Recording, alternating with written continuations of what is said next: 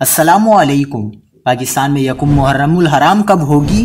یوم عاشور کی تاریخ کا بھی اعلان کر دیا گیا۔ چھٹیاں ہی چھٹیاں، بڑی خوشخبری آ گئی۔ کیا آپ حالات حاضرہ سے آگاہی حاصل کرنا چاہتے ہیں؟ خبر کے پیچھے چھپے اصل حقائق جاننا چاہتے ہیں تو ابھی سبسکرائب کیجئے دل مل پاکستان کو اور ساتھ ہی گھنٹی کے نشان پر کلک کر دیں۔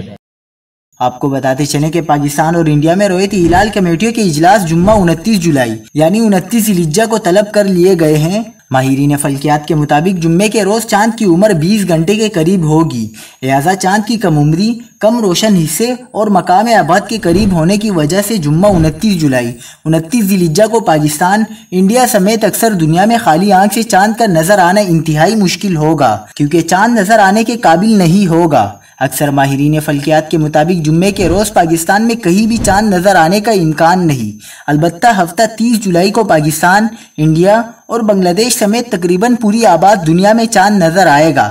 یوم 31 جولائی 2022 اتوار کو یکم محرم ہوگی۔ اگر ایسا ہوا تو 10 محرم یعنی یوم عاشور 9 اگست منگل کو ہوگا۔